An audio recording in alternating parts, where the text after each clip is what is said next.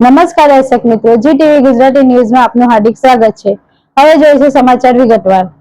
સુરતમાં પેટ્રોલિંગ દરમિયાન અશક્ત આશ્રમ પાસે જૂની અશક્ત હોસ્પિટલ કેન્ટીન પાસે એક મહિન્દ્રા જાયલો ગાડીમાં બે ઈસમો શંકાસ્પદ જણાઈ આવ્યા। બંને ઈસમોને પૂછપરછ કરી ગાડીની તલાશી લેતા પાછળના ભાગે ચલણી નોટોના પાર્સલ જણાઈ આવ્યા। ત્રણ પાર્સલમાં પ્લાસ્ટિકના પેકિંગમાં આગળ પાછળના ભાગે 500ના દરની ભારતીય ચલણી નોટો, અંદર ભારતીય बच्चों का bank 500 number children bank of इंडियाના નોટોના બંડલ હતા। લાલગેટ વિસ્તારમાં નકલી ચલણી નોટોના મોટા પાયા પર ગોટાળો બહાર આવતા જ ખળભળાટ મચી ગયો છે। લાલગેટ પોલીસ સ્ટાફે ચોકસાઈપૂર્વકની કાર્યવાહી દરમિયાન બે શખ્સોને રોકીને તલાશી લેતા 500ની ચલણીના નોટોના 3 બંડલો પણ મળ્યા છે। 112 નોટો ડુપ્લિકેટ મળી છે અને બંને શખ્સો સામે કાર્યવાહી શરૂ થઈ ગઈ છે।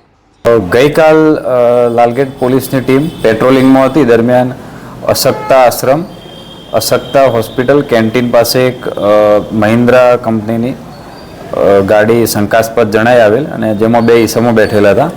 આ બાબતે તપાસ કરતા ગાડીની અંદરથી બે ઈસમો મળી આવેલ, જેમના નામ છે મંસૂર સુલેમ મોહમ્મદ આરિફ અને અકરમ અલી અનવર અલી શેખ, રહે બંને હરિપુરા રામપુરા લાલગેટ।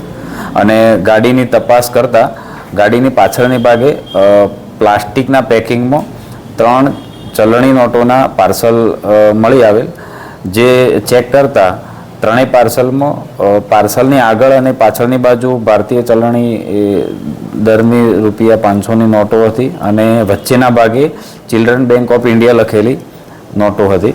આ બાબતે એફએસએલ અધિકારીને બોલાવી અને નોટોનું પ્રાથમિક પરીક્ષણ કરી અને એફએસએલ ગાંધીનગર મોકલી આપવા તજવીજ કરેલ છે। અને આ નોટો બાબતે પ્રાથમિક પૂછપરછ કરતો તેને ઠાકોરભાઈ મગનભાઈ પરમાર, રહે રાંદેર તાળવાડીવાળો આપી ગયેલાનું જણાયેલ છે। અને આ નોટો ખરેખર ડુપ્લિકેટ છે કેમ એ બાબતે એફએસએલમાંથી અભિપ્રાય આવ્યાથી આગળની તપાસ થશે અને અત્યારે જાણવા જોગ નોંધી અને આગળની પૂછપરછ કરી તપાસ ચાલુ છે।